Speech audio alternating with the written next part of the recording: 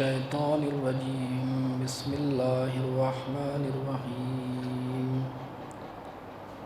الحمد لله الذي لا يبلغ مدحته القائلون ولا يحصي نعمه العابدون ولا يؤدي حقه المجتهدون الذي لا يدركه بعد الهمم ولا يناله غوث الفتن الذي ليس لصفته حد محدود ولا نعت موجود ولا وقت معدود ولا أجل ممدود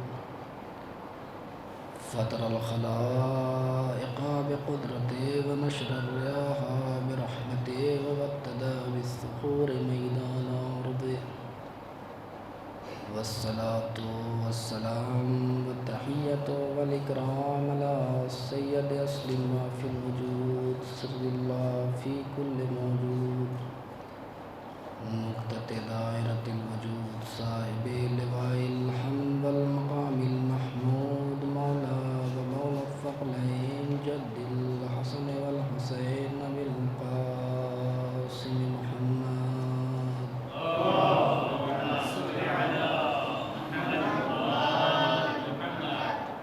ثم الصلاة على أهل بيت الطيبين الطاهرين الذين أذهب الله عنكم الرجس أهل البيت ويطهركم تطهيرا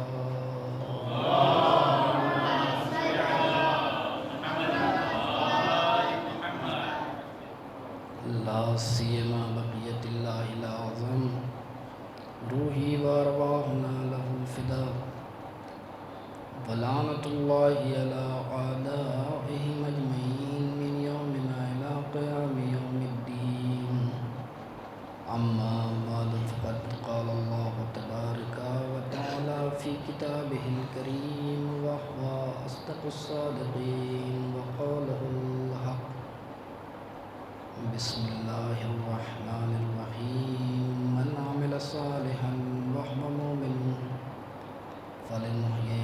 فلنحيينه حياة طيبة صدق الله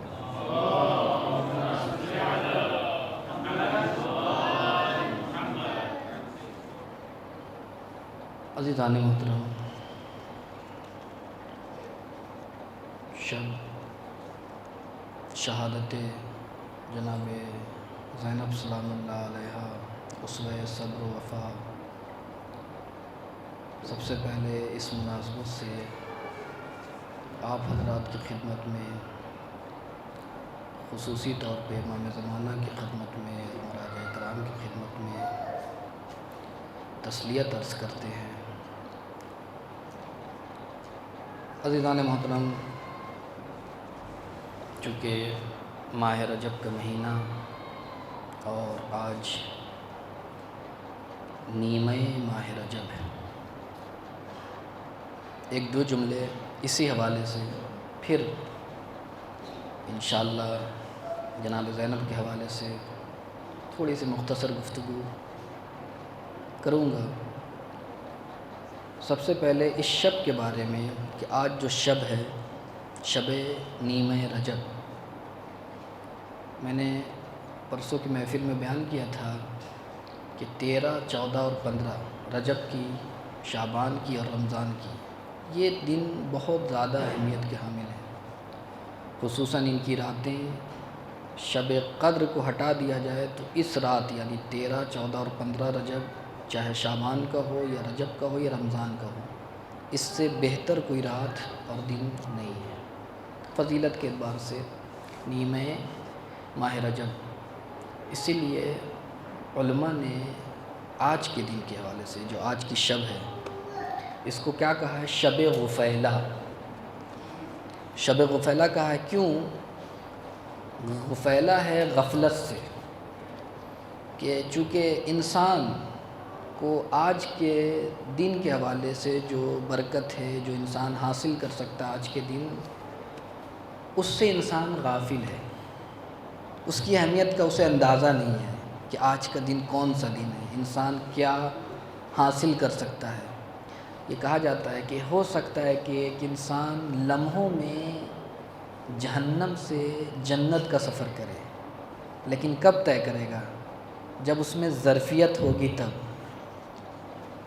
اگر یہ ہو سکتا ہے، یہ کب ہوتا ہے؟ یہ ایام یہی ہوتے ہیں کہ انسان 80 سال کی زندگی جو گزار رہا ہے، 80 سال 90 سال، ہو سکتا ہے اس 80 سال 90 سال کی زندگی کو ایک رات میں وہ طے کر سکتا ہے اور اس کے برکات کو حاصل کر سکتا ہے۔ یہ سب جو اسلام نے بہت آسان کیا ہے مسلمان کے لیے، ایک مرد مومن کے لیے، چونکہ ہمیں اس شب سے غافل ہیں، اس لیے اس شب کو علماء نے کہا شب غفیلا۔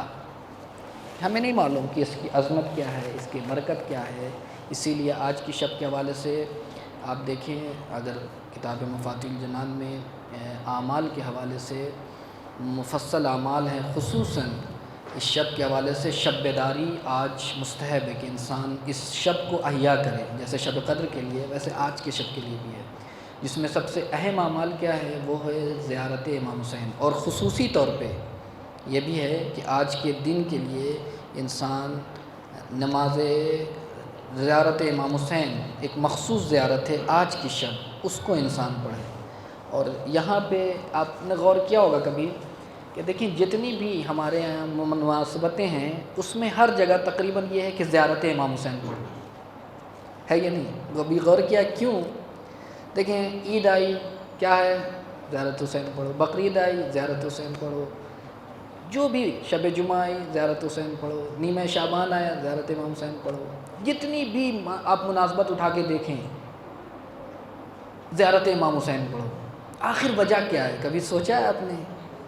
کبھی غور کیا ہے اس پہ کہ یہ آخر کیا؟ کسی اور کی زیارت ہو یا نہ ہو، امام حسین کی زیارت پڑھو، کیوں؟ ہونا چاہیے ذہن میں سوال آنا چاہیے، کیوں؟ آخر ایسا کیوں ہے؟ زیارت رسول اللہ بھی ہے، زیارت امیر المومنین بھی ہے، اور دیگر ائمہ کے ہیں، لیکن صرف امام حسین کی زیارت پہ اتنی تاکید کیوں ہے؟ اس کا راز و رمز علماء نے بتایا کہ دیکھیں ایک روایت ہے کہ من لم یشکر المخلوق لم یشکر الخالق، کہ اگر کوئی انسان مخلوق بندگان خدا کا شکریہ ادا نہیں کر سکتا، وہ اپنے خالق کا بھی شکریہ ادا نہیں کر سکتا۔ کیا مطلب؟ کہ نیمہ شعبان ہے، نیمہ رجب ہے، عید کی شب ہے، بقرعید کی شب ہے، جو بھی ہے سب آؤ حسین کو یاد کرو، یعنی اپنی نماز کے بعد حسین کو یاد کرو۔ کیوں؟ اس لیے کہ من لم یشکر المخلوق لم یشکر الخالق، کہ اگر حسین نہ ہوتے تو نہ عید ہوتی نہ بقرعید ہوتی۔ یہ حسین کی قربانیوں کا اثر ہے کہ جو آثار اسلامی زندہ ہو گئے ہیں، لہٰذا خدا بند عالم کہہ رہا ہے کہ اگر میری بارگاہ میں آنا ہے تو پہلے حسین کا شکریہ ادا کرو۔ من لم یشکر المخلوق لم یشکر الخالق، اگر تم حسین کا شکریہ ادا نہیں کر سکتے تو میرا بھی شکریہ ادا نہیں کر سکتے۔ یہ ایک راز و رمز ہے، لہٰذا اور اس رات میں 30 رکعت نماز اور مفصل دعائیں میں۔ اب اس حوالے سے ایک اور گفتگو مختصر کہ انسان اس حد تک انسان دعا کرے جتنا اس کی صلاحیت ہے، جتنا حال ہے، جتنا تراوت شادابی، ایسا نہ ہو کہ پڑھ رہا ہے اور نیند آ رہی ہے لیکن پڑھ رہا ہے، کیا فائدہ؟ نہیں، اسی لیے امام صادق علیہ السلام کا جملہ ہے کہ داعی، کہ دیکھیں ہمیں اپنی عبادت میں بھی لمٹ کراس کرنے کی ضرورت نہیں ہے، کہ جب تک آپ لذت محسوس کریں عبادت سے، دعا میں لذت محسوس کریں تب تک تو پڑھیں، ورنہ یہ خالی لقلقہ لسانی یہ کوئی فائدہ نہیں ہے۔ امام صادق علیہ السلام آپ دیکھیں مکہ میں جو سب سے بڑا عمل کیا ہے؟ طواف خانہ کعبہ۔ کیا امام نے فرمایا؟ دع الطواف۔ آپ نے دیکھا ہوگا زیارت پہ آپ جاتے ہیں، جب حرم میں آپ جاتے ہیں تو 3 گھنٹہ 4 گھنٹہ حرم میں یہ زیارت، وہ دعا، یہ تلاوت، فلاں فلاں، اس طریقے کے آپ بیٹھے ہیں۔ آپ سے پوچھا جاتا ہے تھک تو نہیں گئے؟ تو آپ کہتے ہیں، جواب کیا ہوتا ہے کہ تھک تو گیا لیکن دل نہیں مانتا۔ ہوتا ہے یا نہیں؟ دل نہیں مانتا کہ اب میں چھوڑ کے جاؤں اس بارگاہ کو۔ امام صادق علیہ السلام سے یہ کہ دع الطواف، خانہ کعبہ، یعنی اگر آپ گئے ہیں جو، اور انشاءاللہ جو نہیں گئے ہیں ان کو خدا جو ہے توفیق عطا کرے، کہ امام خانہ کا جب آپ انسان مکہ میں جائے تو سب سے بڑی عبادت کیا ہے؟ خانہ کعبہ کا طواف۔ امام صادق فرماتے کہ دع الطواف، طواف کب تک کرے انسان؟ اور کب چھوڑ دے. تو امام نے کہا دل نہیں چاہتا خانہ کعبہ ہو تو انسان کا دل چاہتا کہ چھوڑے اس خانہ کعبہ کو, نہیں. لیکن امام کہتے کہ دئی طواف کو چھوڑ دو جب تک کہ تم میں تشنگی باقی رہے عبادت میں. حال کہتے ہیں کہ جب تک شادابی نہیں ہو, ایک انسان مثلاً چونکہ کہا گیا ہے پڑھ رہے ہیں لیکن نہ اس کے معنی کو سمجھتے, نہ مفہوم, مزہ بھی نہیں آ رہا ہے, لذت محسوس نہیں کر رہا, لیکن ہمیں چونکہ آج شب بیدار ہیں اور یہ نہیں, ویسی عبادت کا کوئی فرق. مغز عبادت کیا ہے؟ تفکر سات خیر من عبادت 70 سنہ. کہ اگر دعا ضروری نہیں ہے کہ دعا کے سلسلے میں نے تذکرہ کیا تھا, شاید مسجد میں ہو سکتا ہے وہاں بعض افراد نہ ہو, کہ یہ ضروری نہیں ہے کہ آپ جو بڑی دعائیں ہوتی ہیں انسان پہلا صفحہ دیکھنے سے پہلے آخری صفحہ دیکھتا ہے کہ کتنا باقی رہ گیا ہے. ہوتا ہے یا نہیں ہماری زندگی میں, آخری صفحے پہنچتا ہے. نہیں, یہ کہیں نہیں ہے. ہو سکتا ہے آپ میں لذت محسوس کر رہے ہیں تو ایک صفحہ پڑھیں, 2 صفحہ پڑھیں. اگر لذت محسوس کر رہے ہیں خدا کی بارگاہ میں تو انسان ادامہ دے, آگے بڑھے, آخر تک جائے. لیکن اگر جہاں تک ہاں ٹھیک ہے ایک جملہ بھی اگر پڑھے اس کے معنی مفاہیم کو درک کرے, یہ چیز بڑی چیز ہے. اور یہ ہوتا ہے ہماری دعاؤں میں کہ یہ بھی ہنر ہے کہ واقعاً اگر انسان حال پیدا کرے, لذت محسوس کرے عبادت میں, اس کا مطلب ہے کہ خدا کا پسندیدہ بندہ ہے. اسی لیے آپ دیکھیں کبھی کبھی ہو سکتا ہے ہماری دعائیں قبول نہیں ہوتی, ہم گھبرا جاتے ہیں کہ خدا ہماری دعاؤں کو قبول نہیں کرتا. شکایتیں ہوتی ہیں کہ ہم تو اتنی دعائیں کرتے ہیں, ہماری خدا نہیں سنتا, رات بھر بیٹھے رہتے ہیں, بات ہماری دعا نہیں سنتا. اپنے کہ مولوی مولانا روم, ایک مولانا ہمارے موجود ہیں اور ان کی اجازت سے بہرحال یہ جملہ کہ انہوں نے مثنوی ان کی ہے اور انہوں نے شعر کے ذیل میں کچھ واقعات نقل کیے ہیں, البتہ کچھ تمثیلی ہیں سمجھانے کے لیے. تو اس میں ایک واقعہ انہوں نے نقل کیا کہ ایک شخص تھا, آنسو, گریا, عبادت, دعا, رات بھر دعائیں کرتا تھا ایک مرتبہ, لیکن اس کی خدا دعا قبول نہیں کرتا. تو شیطان آیا, کہا کیا فائدہ ہے ایسی دعاؤں کا جب تمہارا خدا تمہاری سنتا ہی نہیں, تو یہ دعا, نماز, یہ گریا, اس کا کیا فائدہ, کیا کرو گے؟ کہاں بات تو صحیح کہتے ہو تم, سوچنے والی بات ہے کہ میں اتنی دعائیں کر رہا ہوں, خدا میری دعا کو قبول نہیں کرتا.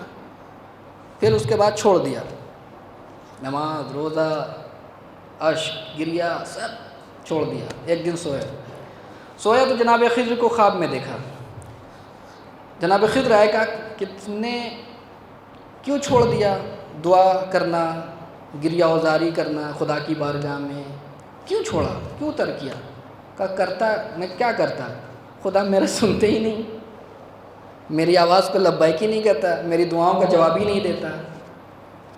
تو سنیں گے جملہ, مولوی کہتے ہیں کہ وہاں پہ جناب خضر نے ایک ہدایت کی اس بندے خدا کی کہ یہ کس نے کہا کہ تمہاری خدا نہیں سنتا, خدا نے تو تمہاری پہلے ہی سن لی, اگر نہ سنتا تو یہ اشک کہاں سے آیا, یہ عبادت میں لذت کہاں سے آیا؟ یہ آنا دلیل ہے کہ خدا نے تمہیں اپنی بارگاہ میں قبول کر لیا, یہ پہلے ہی تمہاری دعا قبول کر لیا خدا نے. اس کے بعد تم کہتے کہ خدا نے نہیں. توفیق چاہیے انسان کو کہ انسان ہے کہ ابھی ہم یہاں بہت سے لوگ آرام کر رہے ہیں, بہت سے افراد توفیق نہیں ہوئی. ہوتا ہے امام محمد تقی علیہ السلام کی ہر مومن 3 چیزوں کا محتاج ہے, جس میں سب سے توفیق من اللہ, اللہ کی طرف سے توفیق. بہت سے ہم پروگرام بناتے ہیں لیکن نہیں ہو پاتا, نہیں جا پاتے ہیں. تو یہ ہم جو فرش ادا پہ بیٹھے ہیں یہ کیا ہے؟ توفیق ہے. یہ تو ہمیں اللہ نے پہلے ہی ہمیں دے دیا توفیق. یہ کیا کم ہے کرم کہ ہم عبادت میں, اور اس کے بھی اپنے وجوہات ہیں کہ کیوں ہم اپنی عبادتوں میں لذت محسوس نہیں کرتے, کیوں ہمیں رونا نہیں آتا, کیوں ہمارے یہاں گریا ہوتا ہے. کہ جب آپ پہلی مرتبہ امام رضا کی بارگاہ میں جائیں, امام حسین کی بارگاہ میں جاتے ہیں تو ایک رقت قلبی انسان جو پہلی زیارت ہوتی ہے اس کا لطف الگ ہوتا ہے, اور جب بار بار جاتے ہیں تو یہ کیوں ہوتا ہے؟ بہت سی چیزیں کہ ہم محض یہاں پہ مراقبہ یعنی مراقبت نہیں کرتے اپنی زندگی میں, جس کا کہ وہ ہم سے گریا چھین جاتا ہے, وہ توفیق ہم سے سلب ہو جاتی ہے. اسی لیے اب میں ایک مثال دے دوں تاکہ محسوس کرے اس کو کہ ماہ رمضان میں آپ نے دیکھا ہوگا کہ جتنی شادابی عبادت میں وہ کسی مہینے میں نہیں ہے یا نہیں؟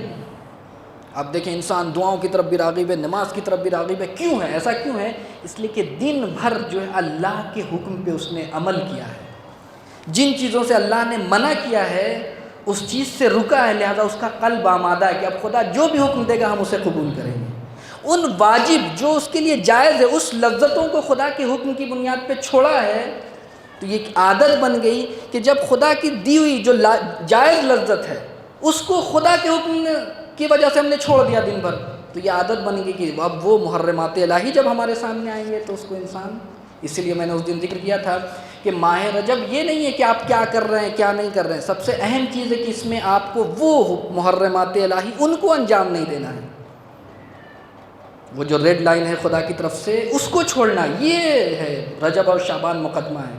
بہرحال یہ ہے کہ انسان یہ نیمہ ماہ رجب بے نہایت ہی اہمیت. میں نے کہا کہ شب قدر کے بعد اگر کوئی بابرکت رات ہے تو یہ نیمہ رجب اور نیمہ شعبان ہے، اس سے پڑھ کے کوئی رات نہیں ہے. لہٰذا انسان لذت جب محسوس کرے تو انسان جو ہے عبادتوں میں جتنی امکان ہے انسان کی کہ عبادت کرے اور وہ برکت حاصل کرے کہ جو خداوند عالم اسے ان رات کے صدقے میں، ان دعاؤں کے صدقے میں انسان کو عطا کرنا چاہتا ہے.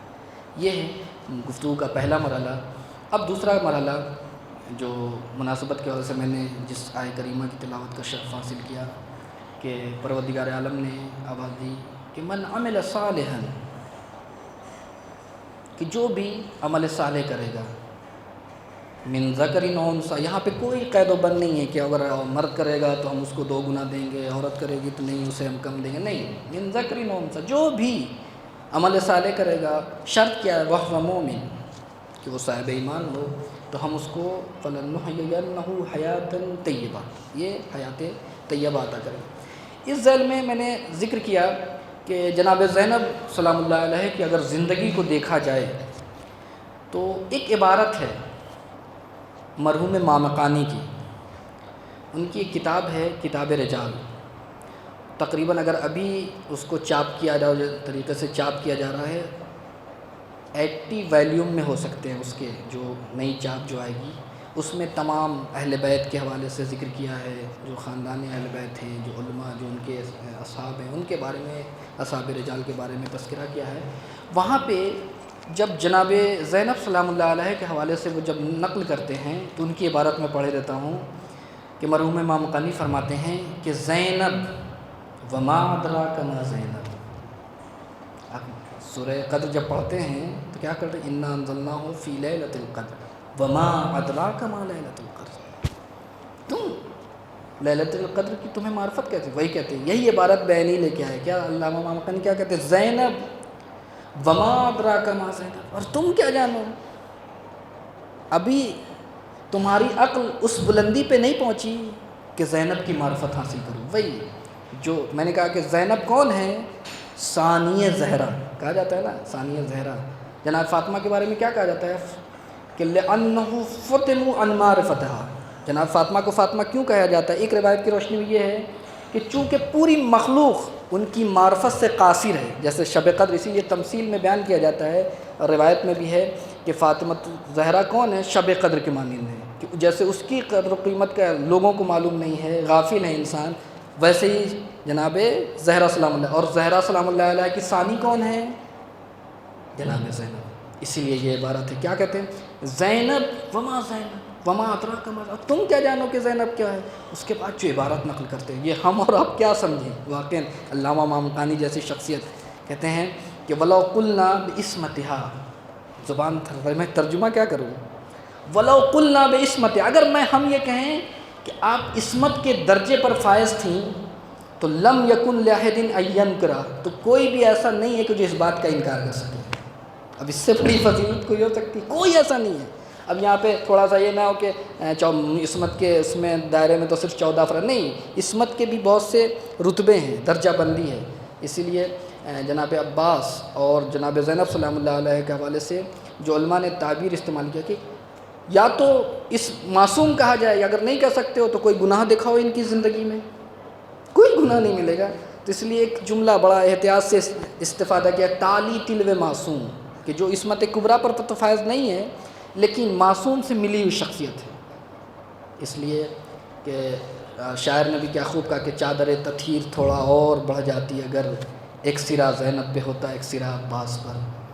یہ اسی کی طرف اشارہ ہے کہ وَلَوْ قُلْنَا بِإِسْمَتِهَا لَمْ يَكُنْ لِأَحَدٍ أَن يَنْكُرَهَا، کہ اگر ہم ان عصمت کے بارے میں گفتگو کریں تو کوئی بھی منکر نہیں ہو سکتا عصمت کا. کیوں؟ اب یہ اس کا جواب دیا انہوں نے کہ ہو سکتا ہے کہ کوئی شبہ اعتراض کرے کہ یہ آپ نے کیا کہہ دیا جناب زینب کے حوالے سے کہ معصوم تھیں، معصومہ تھیں، یہ کیسے آپ کہہ سکتے ہیں. اس کے بعد جو جواب دیتے ہیں علامہ ماوردی کہتے ہیں کہ ان کان عارفا باحوالها فی الطف وما بعدہ، اگر کوئی کربلا اور کربلا سے پہلے کی زندگی کو دیکھے، کربلا کی بعد کی زندگی کو دیکھے اور مطالعہ کرے تو اسے خود معلوم ہو جائے گا کہ زینب عصمت کے درجے پر فائز تھی.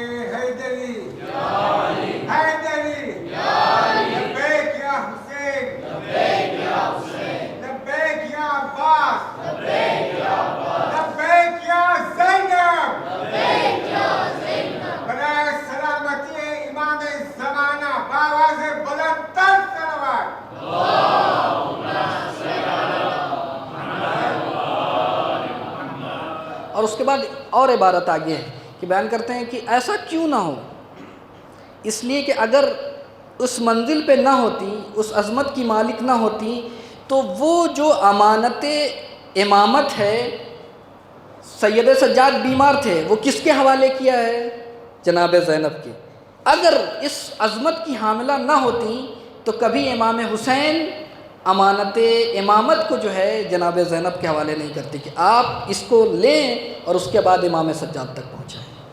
یہ کیا ہے؟ یہ علامہ مامقانی کی روشنی میں کیا ہے. اور یہ آپ سے میں نے کہا کہ جو سب سے بڑی جو خاصیت ہے وہ کیا ہے جناب زینب کبریٰ سلام اللہ علیہ. البتہ گفتگو کرنا بہت سخت ہے، یعنی ہر زاویے سے، اور وقت کیا ہے کہ آدمی 15 منٹ اور 20 منٹ کی گفتگو میں کہ جس صبر و استقامت کے حوالے سے گفتگو کرے. عقیلِ بنی ہاشم جو سب سے اہم جو لقب ہے، اور یہ کس نے کہا؟ حبر الامہ ابن عباس جیسی شخصیت نے. کوئی یعنی وہ جو اشاروں میں سمجھ جاتے تھے امام علی کی گفتگو کو، اس شخص نے کہا کہ ہماری عقیلِ بنی ہاشم، ہماری عقیلِ بنی ہاشم. اور میں نے اس دن جشن کے اس میں کہا تھا کہ عقیلہ کسی جاہل اور بے عقل خاندان میں اگر کسی کو عقل مند کہا جائے تو اتنی اہمیت کا حامل نہیں ہے، لیکن جہاں سب عاقل ہوں اس خاندان میں اگر کسی کو عقیلِ بنی ہاشم کہا جائے، جہاں سب دیکھیں اس عقیلِ بنی ہاشم. اور سب سے پہلے جو یہ ہے کہ ایک عقل کی پہچان میں نے روایت میں بیان کیا تھا کہ فعرف ربہ، ایک عاقل انسان کی پہچان کیا ہے کہ اپنے پروردگار کو پہچانے. اور صرف پہچاننا کافی نہیں، بہت سے افراد ہیں جو پہچانتے ہیں، بہت سے افراد آپ کو ہیں.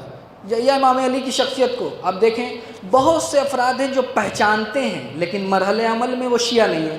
جس کی مثال میں نے اس دن موقع نہیں ملا کہ مثلا آپ دیکھیں ایک صوت العدالت الانسانیہ کتاب لکھی، ایک کرسچن مورخ ہے جارجردہ، اور وہ محب علی ہے. بہت سے تاریخ میں آپ کو ایسی شخصیتیں ملیں گی جو محب علی ہے لیکن شیعہ علی نہیں ہے. معرفت ہونا اور ہے اور اس پہ آ کے اس کی اطاعت کرنا یہ مرحلہ. خدا کو بھی بہت سے افراد پہچانتے ہیں لیکن جب مرحلے عمل میں آتے ہیں تو یہ ہے کہ اسی لیے آپ دیکھیں عقل اتنی بڑی دولت ہے کہ سورہ ملک جو آپ پڑھتے رہتے ہیں مجلس تریم میں بھی، اس سے پہلے آپ مجلس کہ وہ تاکید بھی کی کہ اگر انسان اس سورہ کو پڑھے گا تو فشار قبر سے محفوظ رہے گا، اس کی اتنی برکت ہے. اس میں ایک اعتراف ہے کہ جب گناہگار افراد چلے جائیں گے، جہنم میں جائیں گے تو فاعترف بذنبہم، تو انہیں احساس ہوگا، وہ فیل کریں گے کہ ہاں ہم کس وجہ سے جہنم میں آئے. تو ان سے پوچھا جائے گا کہ کیا اعتراف کریں گے وہ کہ تم جہنم میں کیوں آ گئے؟ تو کہا کہ ہم نے اپنی عقل کا استعمال نہیں کیا. اگر ہم عقل کا استعمال کرتے تو ہماری جگہ یہ نہیں ہوتی، جہنم نہ ہوتی، ہم جنت میں جاتے. اب یہی ہے کہ فَأَطَاعَ رَبُّهُ. اب یہ ایک اطاعت خدا کا مظہر جناب زینب کی زندگی میں آپ نے مستقل وہ سنا ہوگا جملہ. اب وہ جملہ دہرا کے ہمارے لیے اس میں لیسن کیا اس کی طرف اشارہ کروں گا، بس جلدی وقت بھی نہیں ہے. کہ جب آپ پہنچی ہیں ابن زیاد کے دربار میں تو اس نے کہا کہ دیکھا اللہ نے، اس کو کہتے ہیں ہماری زبان میں کہ زخم پہ نمک چھڑکنا، یہی تو اس نے کیا، ظالم نے یہی کیا کہ دیکھا اللہ کی کرشمے کو تمہارے بھائی کے سلسلے میں، تمہارے بھتیجوں کے تمہارے خاندان کے حوالے سے؟ تو کہا نہیں۔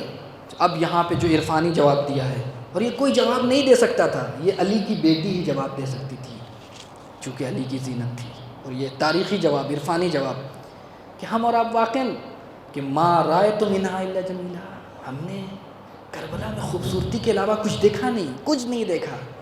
تم ہو کہ جو علی اکبر کے سینے میں برچھی کو دیکھتے ہو، ہم اسی میں جمال الہی کو دیکھتے ہیں۔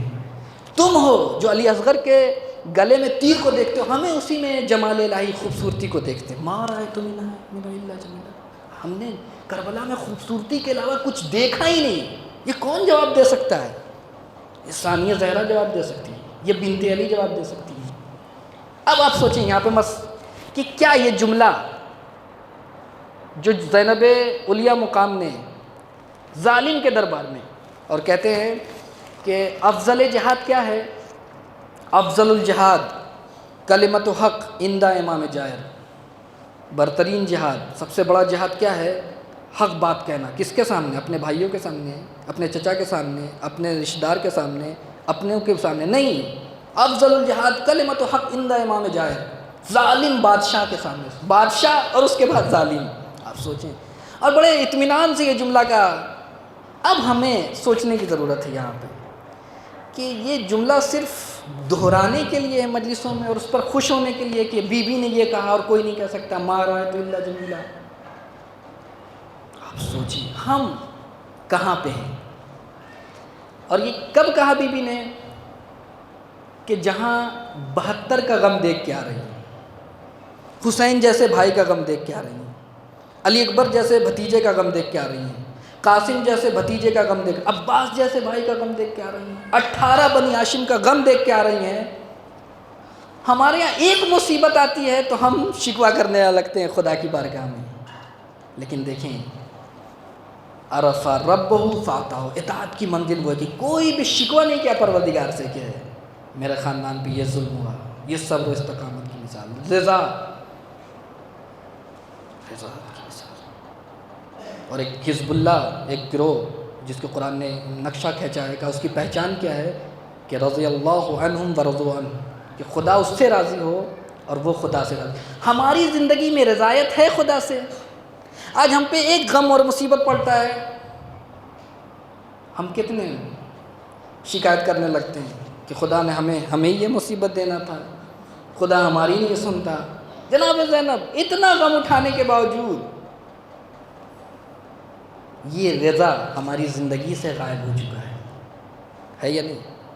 آج دیکھیں ہر انسان کسی مرحلے میں راضی نہیں ہے کہ مجھے ہر جگہ، آپ دیکھیں اسی لیے امیر المومنین علیہ نے ایک واقعہ میں مختصر، اور پھر اب چونکہ وقت نہیں ہے، میں اور دوسرے مرائل کی طرف جانا چاہتا تھا لیکن اب وقت نہیں ہے کہ میں زیادہ گفتگو کر سکوں، کہ امام صادق علیہ السلام کا زمانہ ہے اور آپ منا کے میدان میں، اور آپ جو حج پہ جاتے ہیں اور جو گئے ہیں وہ جانتے ہیں کہ منا کے میدان میں جب انسان جاتا ہے تو جو کہ بہت زیادہ چیز لے کے نہیں جاتا، مختصر اس لیے کہ چلنا ہوتا ہے منا، اور اس کے بعد جو ہے وہاں پہ قیام ہے، تو یہ نہیں کہ بہت زیادہ بار لے کے چلے انسان۔ اور جیسے آپ کربلا کے اس میں آپ اگر 40 پہ گئے ہوں گے تو جب آپ طے کرتے ہیں پیدل چلتے ہیں تو بہت زیادہ آپ کا بھاری بھرکم سامان نہیں ہوتا ہے، ایک بیگ ہوتا ہے کہ جو آپ کا بہت 1-2 جوڑا کپڑا اس میں ہو، اس طریقے کا کم بہت ہی ہلکا سامان ہوتا ہے۔ وہی حال منا میں جو حاجی ہوتے ہیں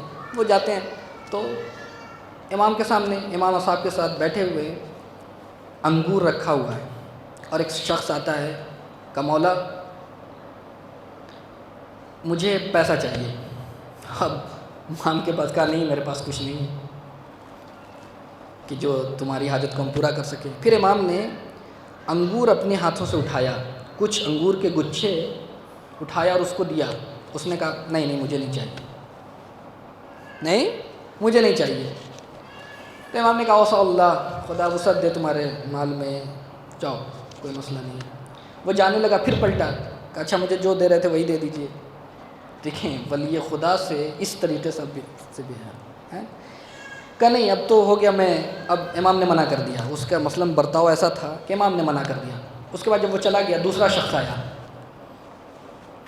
امام سے کہا کہ مجھے کچھ چاہیے، تو امام نے گچھا نہیں بلکہ کچھ انگور، 4-5 دانے، وہاں پہ اب یہ روایت کی تعبیر ہے کہ گچھا نہیں بلکہ کچھ انگور اٹھایا اور اس کے حوالے کیا، اور اس نے خدا کی بارگاہ میں کہا الحمدللہ رزقنی، خدا کا لاکھ لاکھ شکر ہے کہ اس نے مجھے رزق دیا۔ امام خوش ہوئے اس جواب سے، پھر کہا آؤ ادھر آؤ، پھر جو ہے اس کے انگور کے گچھوں کو اٹھایا، کئی گچھوں کو اٹھایا، اس کو دیا، پھر اس نے اللہ کی تعریف کی۔ امام پھر خوش ہوئے، پھر کہا اپنے خادم کو بلایا کہ کچھ ہے پیسہ وغیرہ؟ کہا مولا کچھ نہیں ہے، بس 20 درہم بچا ہوا ہے جو یہاں پہ شاید ضرورت ہے۔ کہا جب وہ بعد میں دیکھا جائے گا کیا ہونا ہے کیا نہیں ہونا ہے، وہ جو ہے اس کو دے دو۔ کہتا پھر اس نے کہا الحمدللہ، اللہ کا کتنا شکر ہے کہ میں آیا تھا، اللہ نے جو انگور دیا، پھر اور زیادہ انگور دیا، اس کے بعد اللہ نے یہ 20 درہم بھی دیا۔ پھر امام کو یہ ادا اتنی پسند آئی کہ اپنا پیرہن، اپنا کرتا، ولی خدا جس کے لیے لوگ بھیک مانگتے ہیں، دعائیں کرتے ہیں کہ امام کا جو ہے تبرک مل جائے، تو کہا وہ بھی امام نے دیا کہ تم میرے سامنے پر۔ پھر اس نے کہا اللہ کا شکر ادا کیا۔ اب یہاں پہ 2 طرح کے، ایک پہلا انسان آیا جس نے کہا نہیں مجھے نہیں چاہیے، وہ راضی نہیں ہے، ایک انسان تھوڑا سا دیا اور اس پہ راضی ہے۔ اب آپ خود محاسبہ کر لیں کہ ہم کس قسم میں سے ہیں کہ اللہ نے ہمیں جو چیز دیا ہم اس پہ راضی ہیں یا نہیں ہیں۔ خدا نہ کردہ ہمارا شمار پہلے والے شخص کی طرح تو نہیں ہے کہ ہر چیز پہ نہیں، اللہ نے مجھے دیا ہی کیا ہے۔ یہ میں نے اس دن اشارہ کیا تھا کہ سب سے بڑا جو نعمت وجود ہے، یہ آپ کو وجود بخشا، یہ کیا کم بڑی نعمت ہے۔ اور یہ مشکل کہاں سے ہوتی ہے، اس کا بھی ایک مشکل اس کی وجہ ہے کہ ہم کیوں راضی نہیں ہیں اپنی زندگی سے، اس کی وجہ ہے کہ امام علی نہج البلاغہ میں امام حسن سے خطاب کر کے کہتے ہیں کہ وَأَكْثِرْ مِنْ أَن تَنْظُرَ مَنْ فُضِّلَتْ عَلَيْكَ، کہ تمہاری ذمہ داری کیا ہے کہ جو تم سے نیچے والے ہیں ان کی طرف دیکھو، اونچے والوں کو مت دیکھو ورنہ ہمیشہ پریشان رہو گے۔ جو نیچے والے ہیں، جو جن کو اللہ نے تم سے کم نعمت دی ہے، ہماری مشکل ہم راضی اللہ سے کیوں نہیں ہیں کہ ہم اونچے والوں کو دیکھتے ہیں۔ کسی کا مثلا 100 میٹر کا گھر ہے، آپ کا گھر 50، وہ اللہ نے اس کو اتنا کیوں دیا مجھے کیوں نہیں دیا؟ آپ نیچے آ کے یہ کیوں نہیں شکر ادا کرتے کہ مجھے تو اللہ نے، خدا نے گھر دیا ہے۔ بعض افراد ایسے ہیں کہ جن کے پاس گھر نہیں ہے، کرائے کے گھر پہ ہیں۔ جو کرائے کے گھر میں وہ کہتا مجھے یہ دیکھیں کیا مفلوق الحال ہوں، پیسہ نہیں ہے۔ اللہ کا شکر ادا کرے، کسی کے پاس تو وہ بھی پیسہ نہیں ہے۔ کتنے افراد ہیں جو روڈ پہ سوتے ہیں۔ تو آپ نیچے والوں کو، یہ مشکل رضایت کی کہاں پہ ہوگی کہ جب ہمیشہ آپ اونچے والوں کو دیکھیں گے، ان کے پاس گاڑی ہمارے پاس کیوں نہیں؟ نہیں، اللہ نے ہر انسان کو مصلحت کے اعتبار سے دیا، کسی کو دے کر امتحان لیا، کسی سے لے کر امتحان لیا ہے۔ یہ جو لیسن ہے جناب زینب کی زندگی سے، ما رأیت الا جمیلہ، یہ کیا ہے کہ ہم ہر حال میں اللہ سے راضی رہیں، رضایت پروردگار، یہ ایک عاقل انسان کی پہچان ہے۔ بہرحال اب وقت نہیں ہے کہ میں اور گفتگو کر سکوں، بہرحال اپنی گفتگو کو تمام کر رہا ہوں۔ بس ایک اور رخ کی طرف اشارہ، شاید یہی ربط مصائب بھی ہو کہ آپ نے کبھی سوچا کہ یہ جو جناب زینب سلام اللہ علیہ یا جناب سکینہ جو 3 سے 4 سال کی ہیں، جن کی ولادت کی تاریخ آنے والی ہے، یہ اللہ نے ان کو رتبہ اتنا کیوں دیا؟ کبھی اس رخ سے سوچیں۔ ایک تو ان کے عبادت کے اعتبار سے وہ ہے مرحلہ، لیکن اس کے علاوہ کیا ہے؟ اس کی وجہ دیکھیں، جو حسین ابن علی نے، میں نے کہا کہ من لم یشکر المخلوق لم یشکر الخالق، جو شروع مجلس میں بیان کیا تھا کہ یہ زیارت کا فلسفہ، حسین کو ہر اس میں یاد کرنے کا فلسفہ کیا ہے؟ یہی ہے کہ اگر حسین ابن علی کی قربانی نہ ہوتی تو نہ نیمہ شعبان ہوتا، نہ رمضان ہوتا، نہ عید ہوتی۔ تو لہٰذا شکریہ ادا کرو کہ ہمارے دینی اس میں کہ جو بھی حسین کے لیے جتنا دلسوز ہے اس کا مرتبہ اتنا زیادہ ہے۔ اس لیے بس ایک واقعہ، شیخ انصاری خاتم المجتہدین، جن کی قبر موجود ہے نجف اشرف میں، باب القبلہ، اور ان کی کتابیں مشہور ہیں، ان تقویٰ کے حوالے سے، علم کے حوالے سے کوئی ثانی نہیں ہے۔ ان کے زمانے میں کچھ افراد ان کے وطن سے آئے، ایران سے، اور ایک شکوہ کیا کہ ہمارے یہاں کوئی مبلغ نہیں ہے، آپ کسی اپنے شاگرد کو بھیج دیجئے۔ تو شیخ انصاری نے اپنے ایک شاگرد شیخ عبد الغفار یا غفاری، اور ظاہراً وہ وہیں کا رہنے والا تھا، اس کے درس و بحث ختم ہو چکا تھا، اجتہاد کے درجے میں بھی پہنچ چکا تھا، کہا کہ اب تم جاؤ، تمہاری ذمہ داری ہے کہ وہاں جاؤ، تبلیغ کے کام۔ کو انجام دوں. کہا ٹھیک ہے. 2-3 دن کے بعد دیکھا شیخ انصاری نے کہ وہ عبدالغفاری، شیخ عبدالغفار یا عبدالغفاری وہ ٹہل رہے ہیں. کہا کیوں تم ابھی تک یہاں ہو، تم گئے کیوں نہیں، ایران واپس کیوں نہیں گئے تبلیغ کے لیے؟ کہا استاد اصل مسئلہ یہ ہے کہ میں نے خواب دیکھا ہے کہ اگر یہ خواب صحیح ہے تو پھر میری زندگی 3 دن سے زیادہ نہیں ہے، اور اگر مرنا ہی ہے تو بہتر ہے کہ یہاں نجف میں انسان مرے اور یہاں دفن ہو، یہاں کی مٹی میں دفن ہو.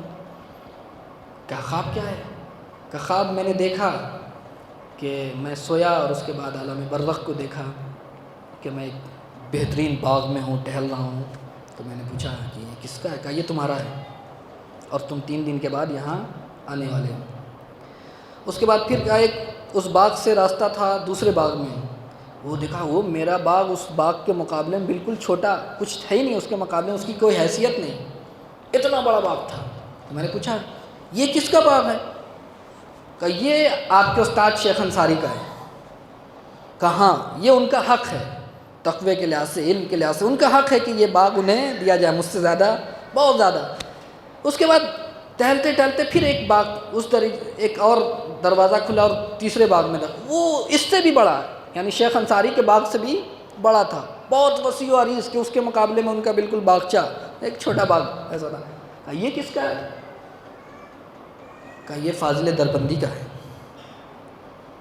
تو ایک مرتبہ انہوں نے شکایت کیا کہ یہ کیا ہو گیا ہے، میرے استاد کا مرتبہ اتنا، وہ تقوی کے لحاظ سے کوئی ان کا ثانی نہیں، کوئی ہم پلہ نہیں، آخر ان کا حق تھا کہ یہ باغ جو سب سے بڑا ہے، جو طویل و عریض ہے، یہ حق ان کا ہے، یہ فاضل دربندی کو کہا میں کیا کروں، یہ حسین ابن علی نے انہیں دیا ہے، یہ حسین ابن علی نے انہیں دیا ہے. تب یہ خواب بتایا. اس کے بعد یہ فاضل دربندی اسی زمانے کے تھے.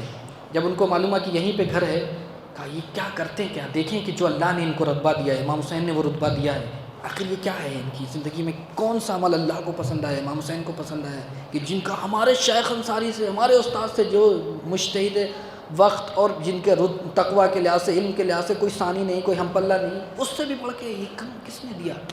ان کے گھر گئے فاضل دربندی کے، کہا کہ میں آپ کا مہمان بننا چاہتا ہوں. مہمان بننا یہ تھا، بہانہ تھا کہ ان کا دیکھیں کہ کیا یہ عمل کرتے ہیں، کیا کرتے ہیں، یہ دیکھتے ہیں کہ کس بنیاد پہ ان کو یہ رتبہ ملا. اس کے بعد جب پہنچے تو دیکھا، کھانا کھایا، کھانا کھانے کے بعد سو گئے. تو یہ جگہ رہے کہ دیکھیں یہ کیا کرتے ہیں. کہا کچھ نہیں کیا، کھانا کھایا، سو گئے. نماز سے 1-2 گھنٹہ پہلے اٹھے. اب جو انہوں نے دیکھا کہ وہ فاضل دربندی اٹھے، اس کے بعد وہ جگہ تھے پورا رات بھر کی، یہ کیا کرتے ہیں دیکھیں. لیکن وہ سوئے، اطمینان سے سوئے، اور 1-2 گھنٹہ پہلے اٹھے.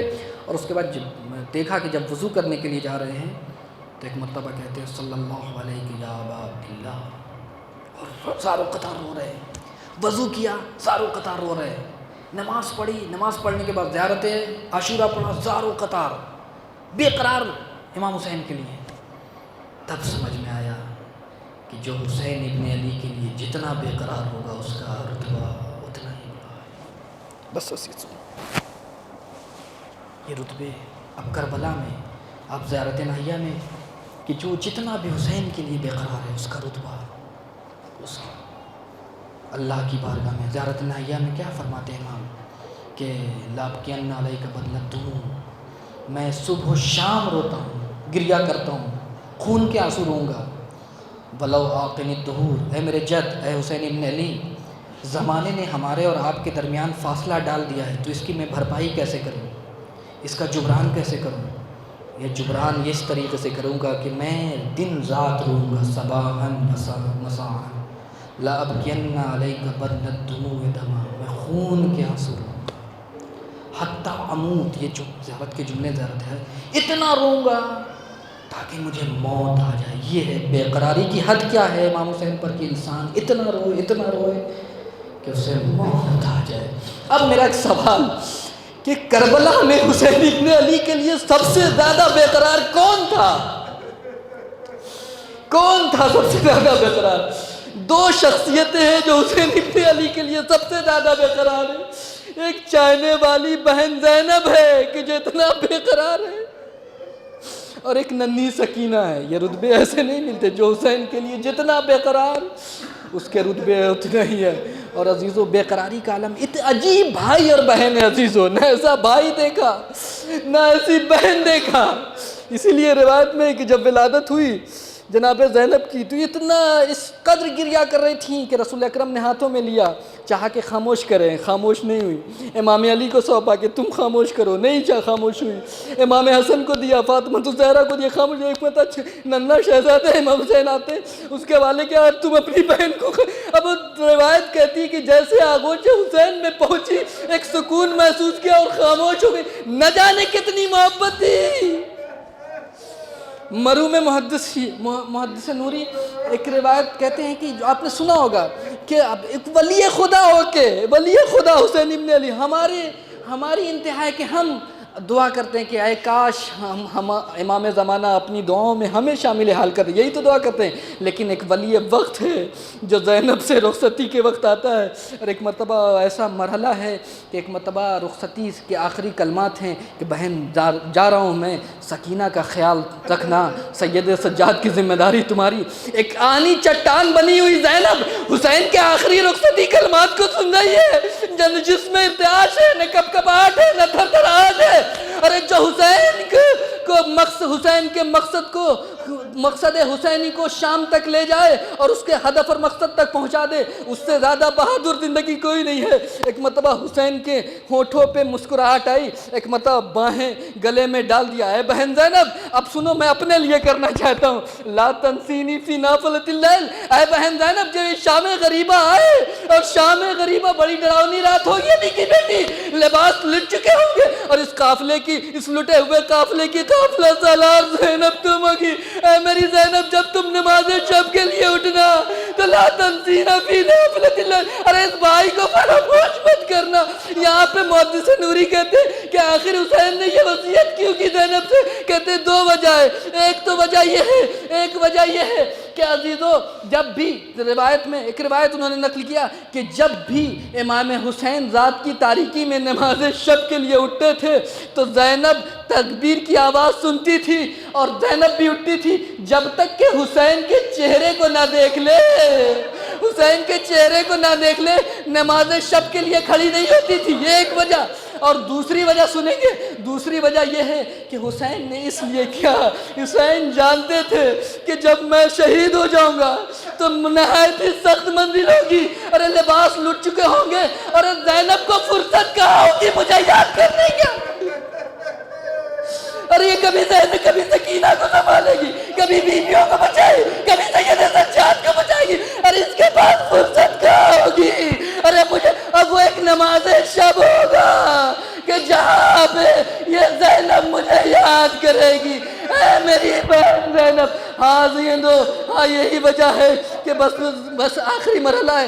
ایک وقت کی کتنی محبت ہوتی ہے ایک بہن کو بھائی سے، اس محبت کو کوئی بیان نہیں کر سکتا، اور بہن زینب جیسی ہو، بھائی حسین جیسا ہو۔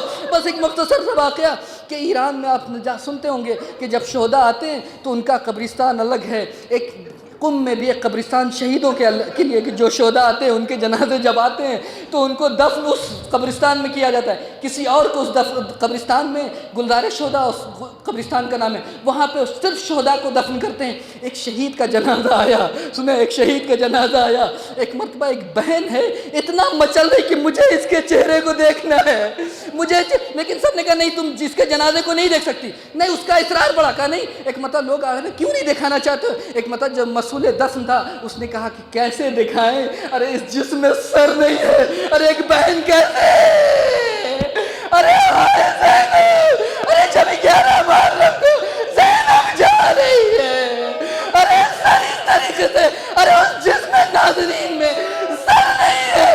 ایک مرتبہ زینب صبر و عفت کی مجسمہ زینب، ارے اس لوٹے اس جسم کو اٹھایا، ارے مالک کی بارگاہ میں آواز دی، پروردگارا ربنا تقبل هذا الخلیل۔ ارے میں نہیں جانتا کہ زینب نے کیسے بھائی کے جنازے کو دیا۔ انا للہ و انا